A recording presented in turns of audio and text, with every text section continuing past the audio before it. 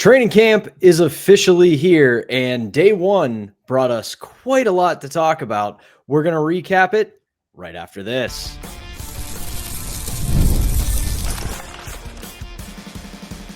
You're Locked On Penguins, your daily podcast on the Pittsburgh Penguins. Part of the Locked On Podcast Network, your team every day. Welcome into another edition of the Locked On Penguins podcast. I'm one of your hosts, Patrick Damp. You can follow me across all social media platforms at Synonym for Wet. Joined as always by the one and only our man on the ground in Cranberry Township, the one and only Hunter Hodes. You can follow him on Twitter at Hunter Hodes. You can give our show's Twitter account a follow at LO_Penguins. You can also find us on Instagram at LockedOn_Penguins, where with training camp in the season just about underway, we're going to be a lot more active. So make sure you give us a follow there. Don't forget that we are free and available wherever you get your podcasts, as well as YouTube. And on YouTube, be sure to hit the notification button. That way you can be among the first to know when we drop our daily Monday through Friday episodes. Today's episode, though, is brought to you by FanDuel. Download the FanDuel app now by visiting FanDuel.com, and you could win $300 in bonus bets if your first $5 bet wins. More on them later. So, Hunter, no need to keep the people waiting any longer than they've been waiting. As we said yesterday, for the next couple weeks, our show will be dropping a little bit later than normal because Hunter will be at training camp giving his observations, seeing what's going on. So we got to give him the time to get all those observations done and then deal with Pittsburgh traffic. If you know, you know.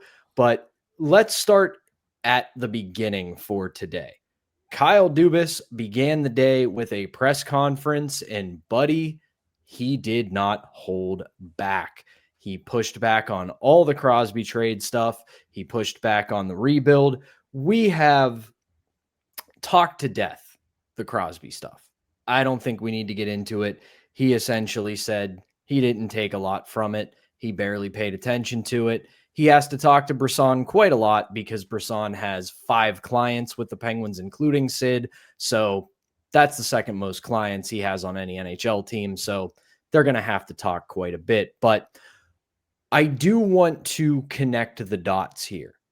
He pushed back pretty hard on Brisson's comments by basically saying he can be frustrated with where we are. I understand the frustration.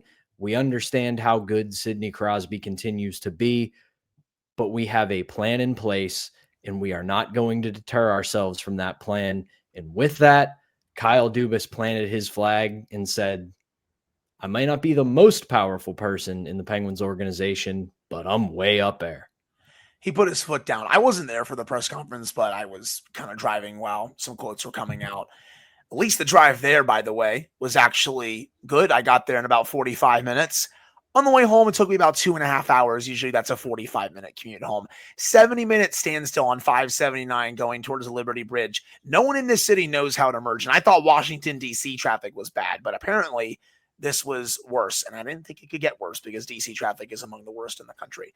Anyways, outside of my grievances with Pittsburgh drivers and Pittsburgh traffic, even though I love this city as a whole, Kyle Dubas, based on what he said, and this is what I took away from it, he said nicely, screw you, Pat Brisson. This is my team, and I'm going to run it the way I see fit. I am going to keep going with the plan that I have. You want to cry about it? Okay. You want to be mad about it? Okay. That's not going to deter me.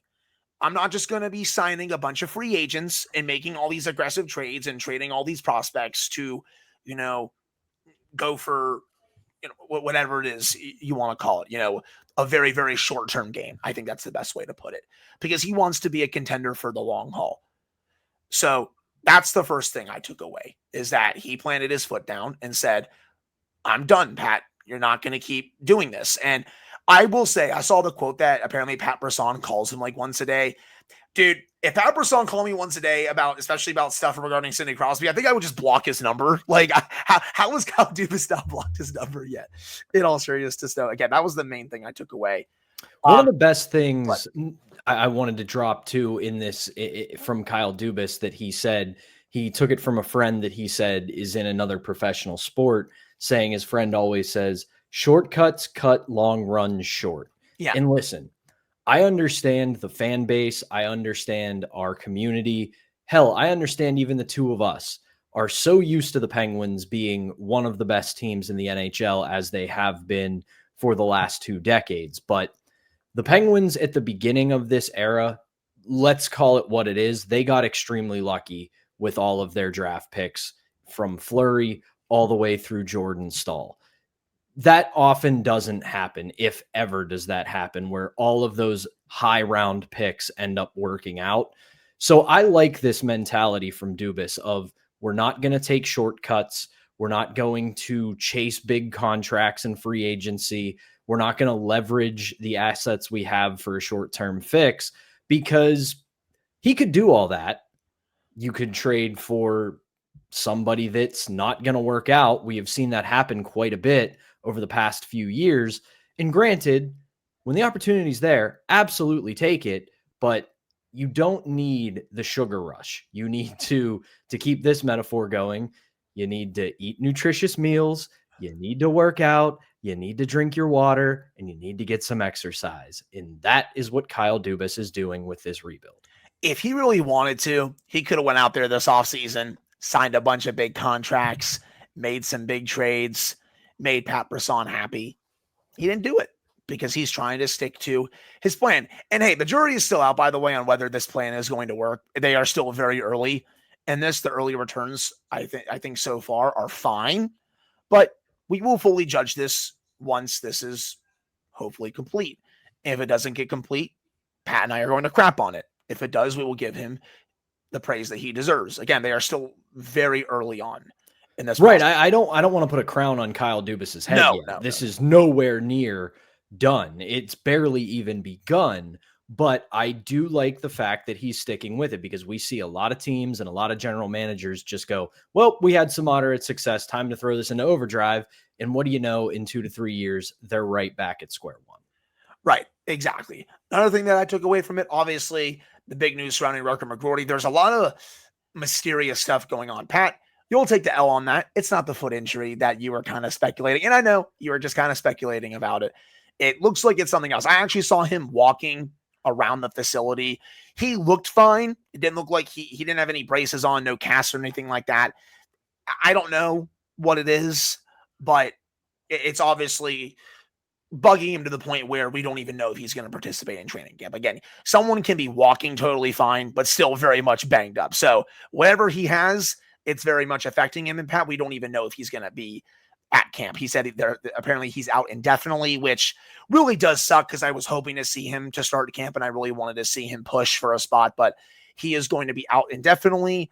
Hopefully he can return towards the later stages of camp so he can really start pushing for a spot. But I don't think anyone will be surprised now that he might have to start in Wilkes-Barre once he's officially healthy, get some games, and then once he's ready, he'll be called up to the main squad. So those were just two things that I kind of saw there. It does feel to me, and this might be a little bit of cope, that they're just being cautious with Rucker because he is younger. He does have a good amount of potential, and you don't, with where this team is right now and this franchise is right now, you don't have to rush him. You don't have to push him back from injury just because you need to win. And realistically, I feel like if this was something really serious, they probably would have come out and said, he's got a knee injury, a shoulder injury, whatever. He's going to be out X amount of time. When you come out and say undisclosed, indefinite, it kind of feels like they're looking at this and going, we don't really know how long it's going to affect him, but we're also not going to rush him back into participation because, again, he's young, he's got potential. This team, as of right now, does not have any sort of Stanley Cup or playoff aspirations. So you can let the kid get back to 100%, let him train correctly, and then let him hit the ground running.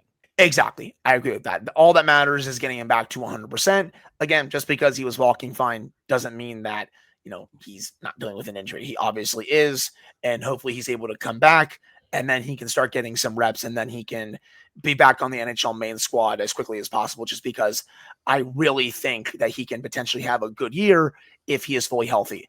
Last thing I want to get to when it came to the press conference, Dubas did say this, Pat. If young players show that they deserve a spot during training camp, they will make the NHL roster, regardless of how it might affect veteran players. I've been screaming this on the pod for the last couple of weeks. It should not matter how veteran players feel in this situation. If a young player or two or three beats them out or have better camps, they should be on the NHL roster. You can figure out what to do with those veteran players as you wish. Now, let's just hope that Dubas and company, they follow through with that. Words can say one thing and then the actions say something else. I want the actions to match up with that statement. And I do think they will, I think. But that was nice to hear during the press conference. It was. And let's take a quick break because I do want to respond to that because I had a bit of a thought about that as well. I will tease it by saying this. I did like that quote. It gives me a lot of hope, but there is a bit of an asterisk I need to put on it. So we'll continue this discussion on the other side in our second segment when we come back right after this. Before we do that, though, we've got to tell you about today's first sponsor, and that is FanDuel. The NFL season, it's officially here, and FanDuel is making sure you're ready for kickoff with a can't-miss offer. Right now, new customers can bet just $5, and if that bet wins, they'll get $300 in bonus bets to use all across the app. FanDuel makes every game more exciting, whether you're watching the Steelers on Sunday, going through all the emotions that come with a Steelers Sunday, or just keeping an eye on your fantasy team. FanDuel makes it quick, easy, and gives you the best way to add a little bit more excitement to those NFL Sundays. So if you're ready to play, download the FanDuel app now by visiting FanDuel.com to get started. That's FanDuel.com to place your first $5 bet. Back here on the Thursday edition, the camp opening day edition of Locked On Penguins. I'm Patrick Damp. That's Hunter Hodes, our man on the ground. So let's pick it up right where we left off. Dubas was pretty straightforward about young players getting a chance and not automatically deferring to the veterans on the team. Now, here's the thing I want to say about this, because it does feel ever so slightly to me like a rock in a hard place kind of scenario. Because here's the thing. So far, Dubas has done a really good job, in my estimation, of stockpiling draft picks and getting more prospects into the system. There is no two ways about that. You look at the amount of picks they have, you look how improved their prospect pipeline has become, you can't really deny it. Granted, yes, they still need the big blue chip franchise-altering prospect, but he's done a good job of rebuilding what was pretty barren when he got here. However, the easiest way for him to be able to get more picks and get more prospects is he's going to have to shop a lot of these veterans. Now, none of them, with the exception of potentially Raquel, Carlson, or even Rust, who we will get to later on in the show, are going to fetch you a gigantic return. But at the same time, for them to increase their value, they are going to have to play. You are eventually going to have to put them in the lineup. They're going to have to get an extended look, and they're going to have to perform. Now, at the same time, most of these vets that we're referring to are on expiring deals or only have 1 year after this. So it's not that big of a deal if you don't move them. But I do kind of look at this like, we shouldn't automatically defer to the young guys. And Dubas didn't say he was going to do that. The young kids have to earn it. That was the entire crux of his argument, is if they come in, they look good, they earn a spot, they're going to get it. But I also look at it as, you do want to keep this rebuild going. And to do that, you're going to have to move some of these vets. And to get to move them, they're going to have to show some value. At some point, yeah. I mean, I don't know if they're going to play every game. I mean, there's still going to be some vets on the roster. My main point was that I don't think it's a given that all of them are going to make the roster and be every night players.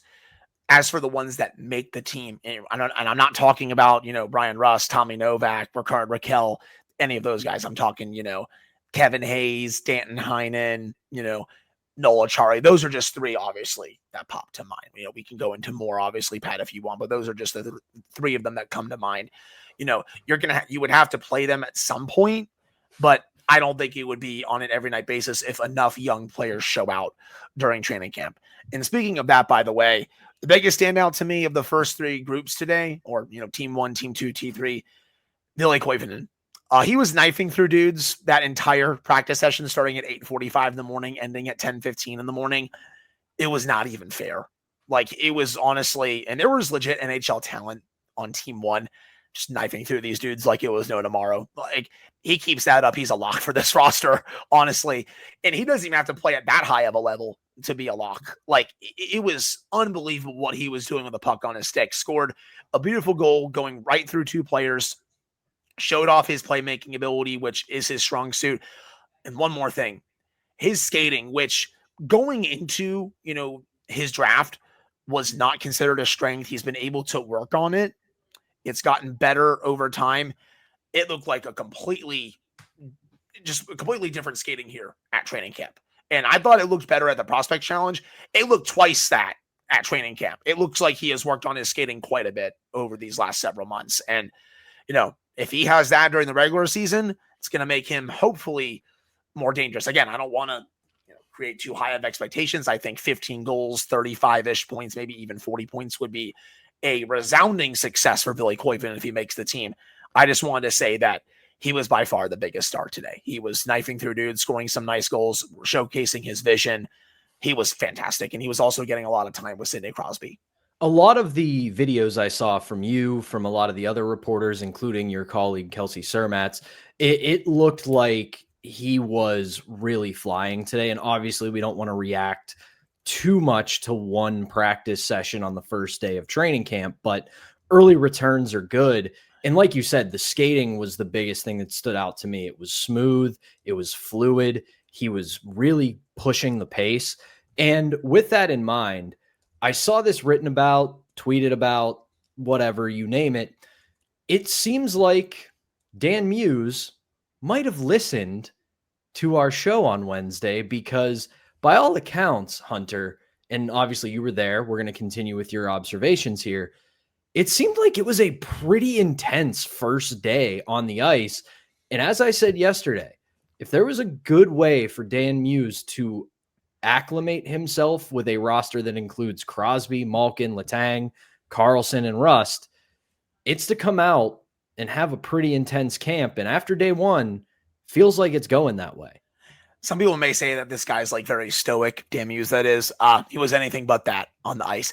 He was yelling, screaming the whole time, banging his stick against the glass. The whole coaching staff and the other members of the staff, they were just banging their sticks on the glass, shouting. This was a competitive, and I mean a competitive, intense practice. There weren't like a lot of, scuffles today. That might happen maybe a little bit later in camp, but you could really see the compete level and this was just the first day, by the way. I think it's going to keep getting even more competitive as we go deeper into camp, but that was a very intense practice. The drills were really fun to watch.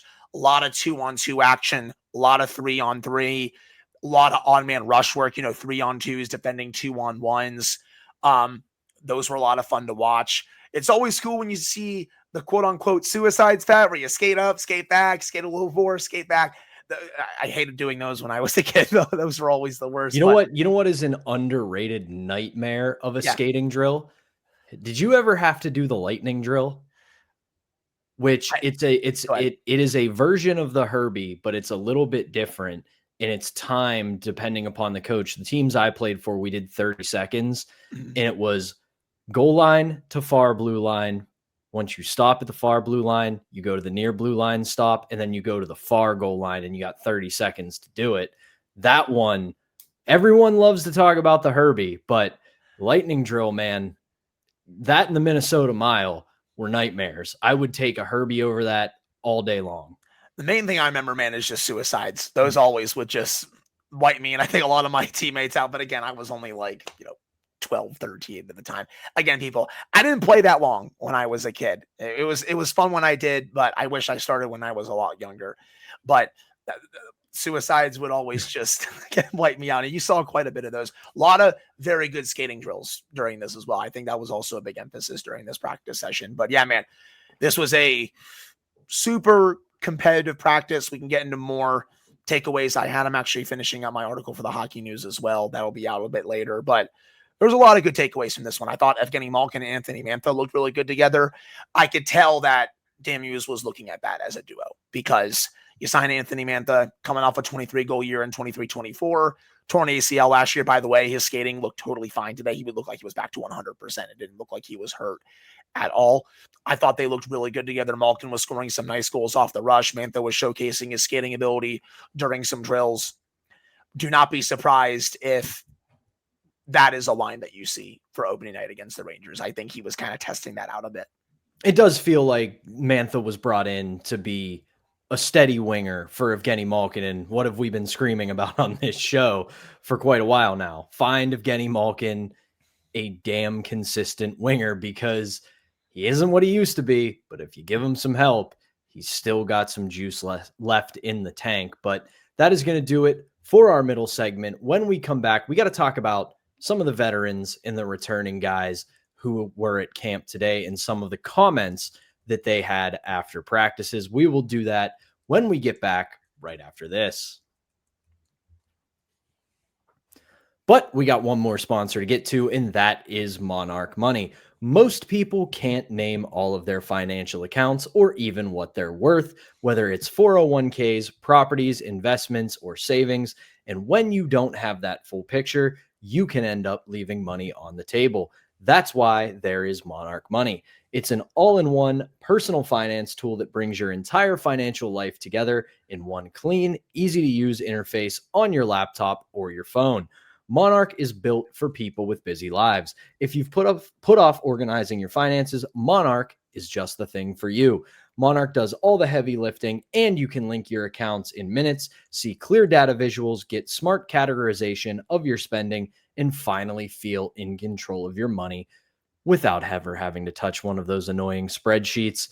You guys have heard me say it with Monarch. I use it because I'm not a math guy, and me and Excel, we've got quite a big rivalry going, so I don't need that headache.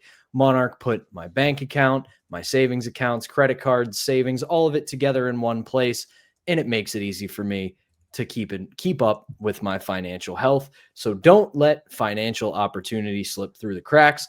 Use code LOCKEDONNHL at monarchmoney.com in your browser for half off your first year. That's 50% off your first year at monarchmoney.com with the code LOCKEDONNHL. Finishing up the Thursday edition of the Locked On Penguins podcast, I'm Patrick Damp, right alongside Hunter Hodes. And my favorite quote that I got from today, I didn't get it, I read it, should be clear on that, was from Brian Rust. Because Brian Rust and Erik Karlsson were asked by some reporters about all the rumors, all the trade talk, and everything in the offseason. And what did Brian Rust have to say about his names being in trade talks, Hunter? Quote, "I plan on playing here until I'm 40, he said with a smile. Rust, if you don't know, is 33 years old. Now, I understand the compulsion, and I'm not someone who is saying Brian Rust is untouchable. I think anybody who's not named Crosby, Malkin, or Letang is touchable. You can move them if you need to.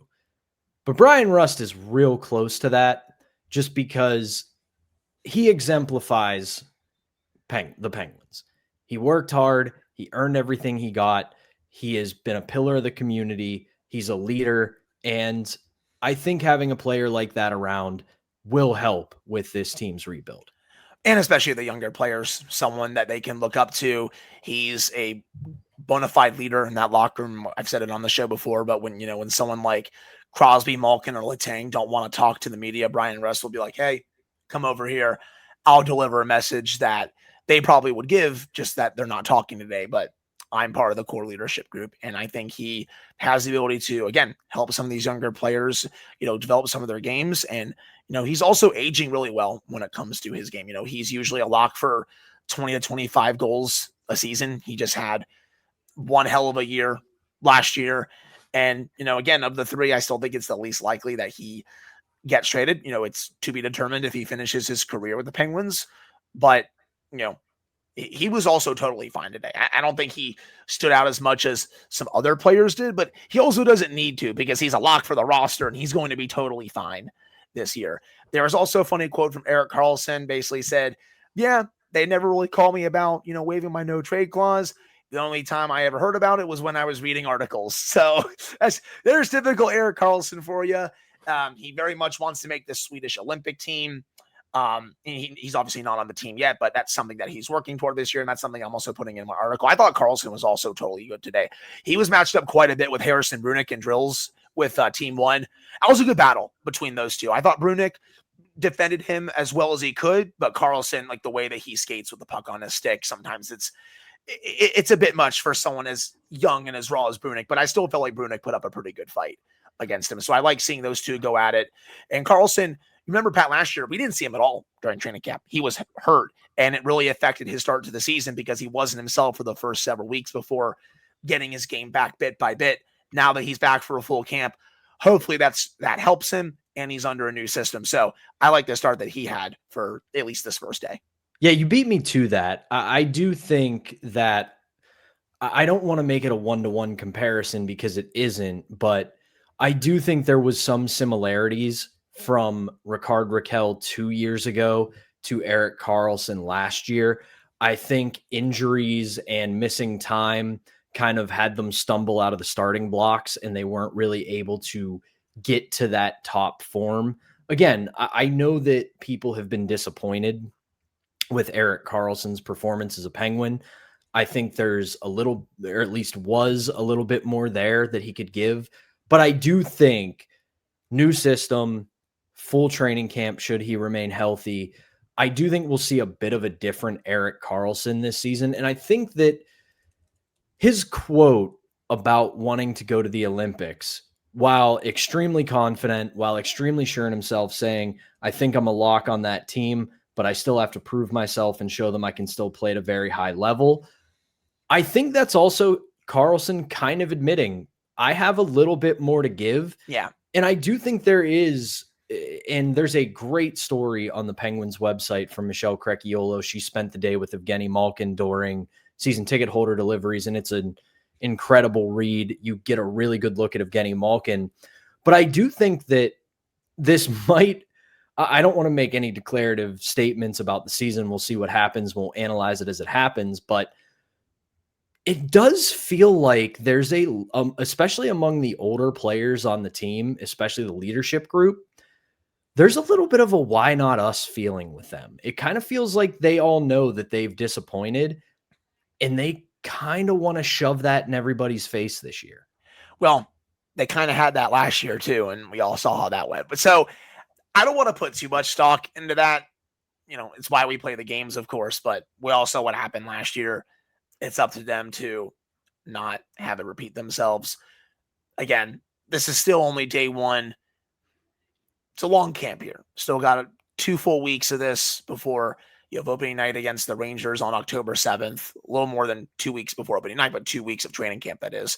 So, they had that type of attitude last year. Didn't really work out. Yeah, let's be real here. They have to go out and prove that. Yes. But I am at least satisfied that they're kind of going in to camp with that edge where they know they've disappointed. They know they haven't lived up to expectation. And granted, we don't have high expectations for them going into this year, but I have always said Sidney Crosby might be and probably is one of the most competitive human beings on the planet. He's also one of the most petty. And if you get him upset, you tell him he can't do something, gets real petty about it. And it kind of feels like we're going to get that competitive, petty Sidney Crosby this year. Oh, 100% for that. I agree with you when it comes to, Sid just being like that. As for the rest of the roster, again, we'll see. they can talk up that having an edge. We all know what happened last year. We're going to be more competitive. Let's see it on the ice. I don't need this team being blown out every night. There were way too many of those last year. I'll say this. You can be bad this year, but I still want you to be competitive in a lot of those games. Like, that's what I'm here for. I want to see the effort. I want to see the heart. You are very much seeing the effort during this first practice, and if that's the intensity that they're going to play at during regular season games, sign me up, because again, that was a very intense competitive practice. Otherwise, I thought Sergei Murashov very much dazzled in net. I still think he's probably at least a year away from becoming a full-time NHLer, but he's coming. I think another year in Wilkes-Barre, a full year as the starter, will pay off. And I think we could be looking at next year potentially as him cracking the roster. That's best case. I don't think it's going to be this year. There's just too many goalies in front of him right now. But he showcases agility in the crease, didn't give up many goals during drills. He looks the part every time you watch him. He's carrying a lot of momentum into this camp after the Prospects Challenge. Goalies are very much voodoo, but I like the way that he played. And one more, Pat. I thought Jack St. Ivany had a really nice first day. He's very much battling for that final defensive spot, that defensive starter spot on the right side. I thought he was skating really nice, scored some nice goals during drills. He was banged up for a lot of last year, just felt like he was never healthy. Well, he's back healthy now, and he's trying to compete for a spot. So watch out for him going for the rest of the camp. One day in the books, so many more to go. And as Hunter has said, he is going to be there to watch it all and give us his thoughts. I'm going to try to join him for a few days. We'll see what happens. But if nothing else, make sure you're here with us on Locked On Penguins throughout training camp to get your latest updates. We will be back with a brand new episode for you on Friday with some day 2 takeaways and any other news that may happen between now and then, as well as our first training camp fan take Friday. We will put the call out for that on Friday morning, and we will answer your questions, react to your takes, and everything in between. But for now, for Hunter Hodes, I am Patrick Damp. Thank you as always for tuning in. We'll be back on Friday.